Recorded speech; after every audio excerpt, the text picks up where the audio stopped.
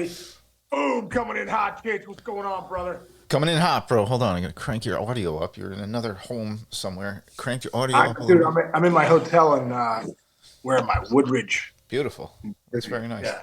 Nice background behind you. It's good. Beautiful, right? Yeah. Dude, normally I'm running because I'm running around. You're running today, but we're going to knock this out. We got a lot to talk about, a lot of good stuff to talk about. Yeah. Let's start with one thing. Actually, I think your buddy Tim actually tweeted this to us because we started talking about the struggles with the Cardinals last week. Oh yeah. Yep. And it's getting worse, dude. What happened? What's the Contreras thing's a killer. I think the big signing that the Cardinals did were they got Contreras from from the Cubs on a 5-year, $80 million sign, dude. Like to be the catcher because Yadi Molina's gone, so they're like, okay, we'll get a mainstay guy. They just named Contreras the DH for now because the pitchers don't like throwing to him because he hasn't figured it out the system or whatever. I think that's crazy, dude.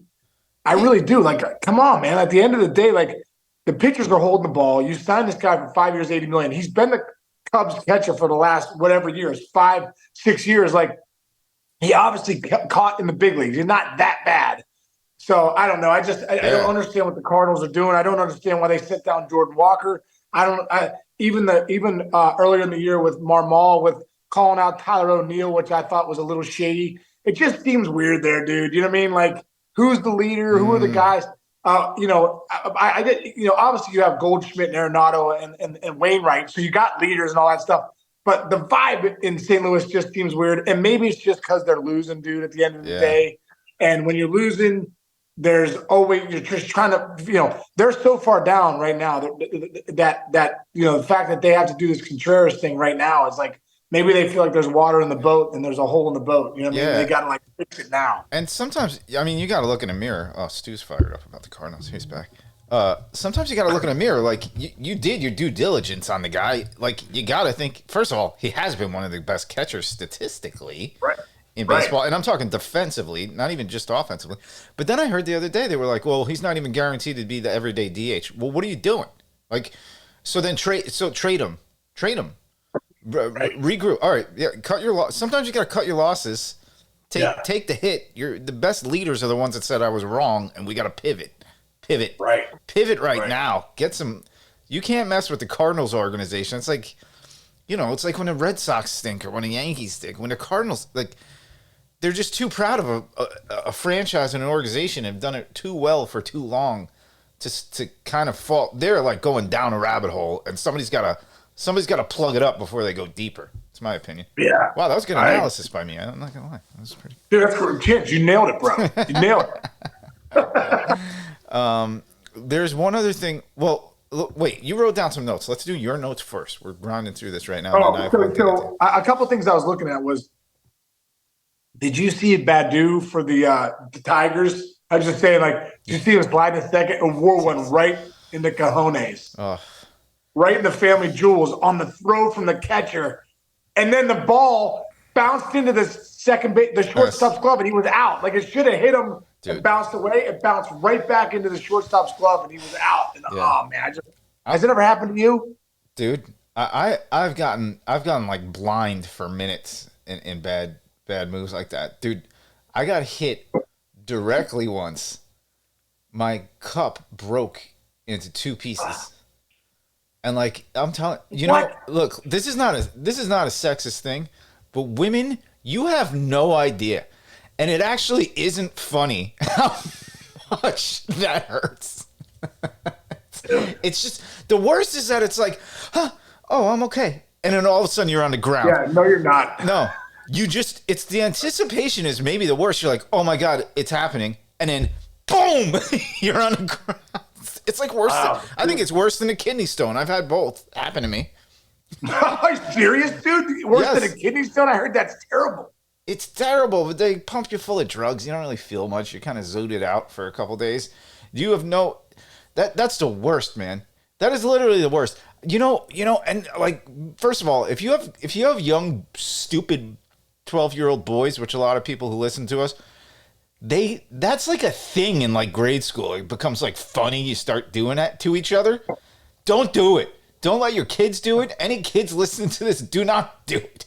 It's really not cool. I can't believe we just went down this rabbit hole, but I like Dude, it. I remember. No, seriously, because it's for every kid that's played baseball before. You don't think you need a cup. You need a I cup. remember I didn't wear a cup all the way up to college, dude. And I played first base. What? Hold on. Really? Dude, I didn't wear a cup See- till sophomore year in college. My whole freshman year, I didn't wear a cup. My sophomore year, now listen, I played in a terrible baseball field in high school. Yeah, dude. It was like I'm sure. It was basically a gravel. It was a gravel pit, dude. You Yeah. know, we spent practice one day picking up rocks. That's a true story. I know. So you're dealing with like bouncy balls, like from the market. We're in the off season. University of Richmond. Never forget. My buddy Brian Steimel's on the mound. He's a freshman, and we're in the carpet gym.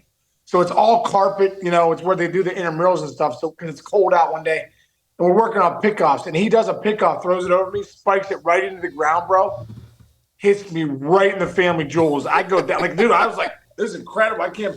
And Coach Atkins, our head coach, was like, Casey, you're not coming back on this field if you don't have a cup on. So I had to start wearing one. But then I was like, after I started wearing it, I was like, why was I not wearing this my whole life? Oh my God! You know what? It makes you a better defender, by the way, because you're not thinking about it. Yeah. I agree, Dude, I'm especially scared. in the infield. Stu, get the fuck out of here. Sorry. Dude, Barry Bonds hit me one time. I was coming off first. I was holding on Richard Riley. I'll never forget it. And dude, when you're 87 feet away from Barry Bonds, who has hit balls at 8,000 miles an hour, he hit me a one-hop shot up. I put my glove right where on my cup. I didn't even see the ball, but I remember thinking to myself, that would have killed me. Unbelievable. Literally killed me. By the way, did you see Stu right now? Yeah, what Stu's going crazy? He's over my shoulder like I'm a pirate. Unbelievable. He's fired up today. Dude, how about this? So I had to wear it in baseball. I never wore it when I played high school football. And then my senior year, we got this machine. You know, they get the machines. You run through this, run through that. It was this machine that had these these coiled orange like poles, like almost if you were going to drive through to go into a parking lot, and there were these poles and they had give, but they were alternating. There were 6 and you had to run through them. Do you know what I'm talking about? Yeah, yep. Dude, so the running backs had to run through it and a D-back would be on the other side trying to tackle you, but you had to run through it as if, you're running through a bunch of hands. Right. Dude, I ran through it one day and one of the coils went that way and then kabuki, bro. I'm telling you, I was like, this is it. No, it's all over. Shenshimino family name is over. All right, we've gone way too far down the line with this one. We got to move on. On. All right, let's go. And then, all right, I had a couple other points I wanted to bring up. We just did 7 minutes on getting hit in the nuts. I love it. Dude, we were going to talk about that. We had a lot of things lined up. Dude, it has Mitch Keller, too, for the Buccos, finally become an ace. Throws a complete game shutout yesterday. Which they needed. Which they violently need. They needed it. Because they were Dude, they lost 7 in a row, and they're still in first place in the Central. That's how much the Central. Yeah, but Keller's pretty good, man. They got a guy. He's got great stuff, man. That 2-seamer he's throwing this year is electric. Just that was kind of on my mind. And also, dude, if you haven't watched Shane McClanahan pitch for the Tampa Bay Rays, this guy's an absolute stud. Yeah. Thunder from that left arm, dude. High 90s, 100 miles an hour, wipeout. He's got a great changeup, wipeout slider. Guy's really good. So those are 2 guys I wanted to touch on. And also, too, Yoshida out there in Boston. I know we talked about it a little bit. Yeah. I did a breakdown on him last night on MLB Network, dude. I didn't realize this. He's hitting 321, 6 bombs, 6 doubles. Now, this is the key thing for me. First off, and when you watch his tape, he's a line-to-line guy. This guy's legit. 13 walks, 11 punch-outs. That's the best. He's got more extra base hits than punch-outs. That in this day and age in the big leagues, that's the that right there is gold. It's so funny. Like that. Did your dad put that in your? My dad used to be like, "Look at Joe DiMaggio," and he'd be like, "Joe DiMaggio had almost as many home runs as he had strikeouts. That's how you gotta play the game." My dad, literally, it still freaks me out whenever I see he's like, "You gotta have more. Don't strike out. Never strike out." I think you're starting to see some guys being the I'm not going to strike out guys. I like that. Yeah. Because it went away, dude. It went away. Nobody cared about strikeouts for a while. Yeah. No, I agree, dude. And the same thing with me. I remember I struck out one time in high school, dude.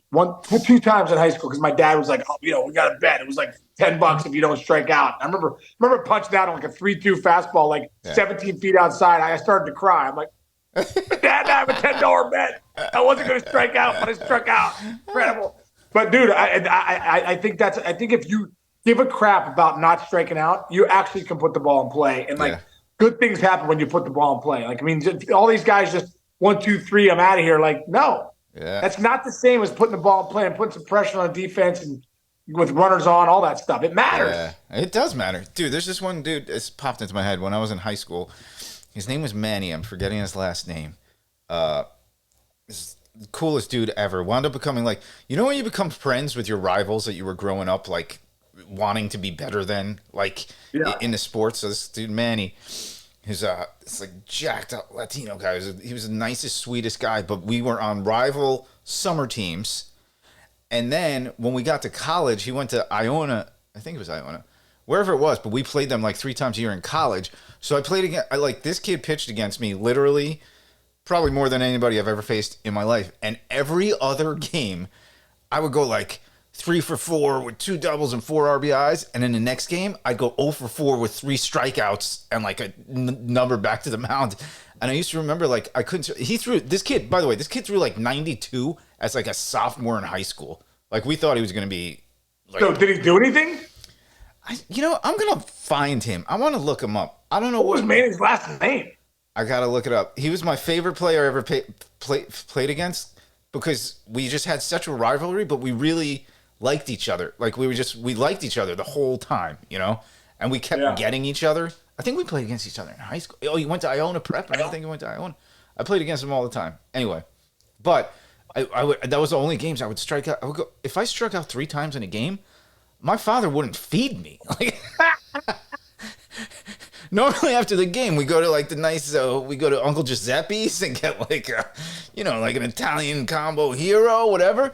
This man would not talk to me for like 2 days if I K'd 3 times. Come on, seriously. No, seriously. You weren't going to that. What would he say if you punched out 3 times? He'd be like, do you care? Are you even paying attention?